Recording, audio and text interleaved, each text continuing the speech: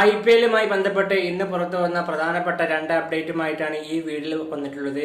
ആദ്യത്തെ അപ്ഡേറ്റ് ശ്രേയസ് അയ്യറുമായി ബന്ധപ്പെട്ടതാണ്.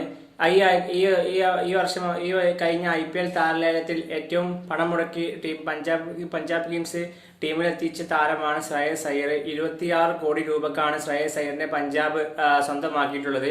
എന്നാൽ അതിലുള്ള മികച്ച പെർഫോമൻസ് താരം ഇന്നലത്തെ ആദ്യ മത്സരത്തിൽ ഗുജറാത്ത് ടൈറ്റൻസിനെതിരെ അദ്ദേഹം പുറത്തെടുത്തു എന്നുള്ളതാണ്.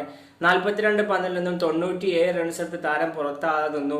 എന്നാൽ വേറൊരു താരമുണ്ട്. 27 കോടി രൂപയ്ക്ക് ലക്നൗ സൂപ്പർ ജയൻസ് ടീമിലെത്തിച്ച താരമുണ്ടായിരുന്നു. അത് മറ്റാരുമല്ല, ഋഷഭ് പന്ത്. അദ്ദേഹമാവട്ടെ ഫസ്റ്റ് കളിയിലാവട്ടെ 0-ന് പുറത്തായി. അതുപോലെ സ്റ്റെമ്പിംഗ് മിസ്സും അതുപോലെ ക്യാപ്റ്റൻസിയിൽ ഒരുപാട് പേവുകളൊക്കെ ഋഷഭ് പന്തിന്റെ ഭാഗത്ത് നിന്നും കാണാൻ സാധിച്ചു. ഏതായാലും ആ ഒരു പൈസക്കുള്ള മൂല്യം ശ്രേയസ് അയ്യർ ഇന്നലത്തെ മത്സരത്തിൽ കാണിച്ചു എന്നുള്ളത് എടുത്തു പറയേണ്ട കാര്യം തന്നെയാണ്. അടുത്ത അപ്ഡേറ്റ് സഞ്ജു സാംസന്റെ രാജസ്ഥാൻ റോയൽസുമായി ബന്ധപ്പെട്ടതാണ്. സഞ്ജു സാംസന്റെ രാജസ്ഥാൻ റോയൽസ് ഇന്ന് രണ്ടാം മത്സരത്തിൽ ഇറങ്ങുകയാണ്. ശക്തരായിട്ട് കൊൽക്കത്തയാണ് എതിരാളികൾ. കൊൽക്കത്തയാവട്ടെ ആദ്യ മത്സരം RCBക്കെതിരെ പരാജയപ്പെട്ടപ്പോൾ രാജസ്ഥാൻ റോയൽസ് ആവട്ടെ ഹൈദരാബാദിനെതിരെ ഒരു വലിയ പരാജയം ഏറ്റുവാങ്ങി. ബോളിങ്ങിലൊക്കെ വളരെ മോശം പ്രകടനമായിരുന്നു.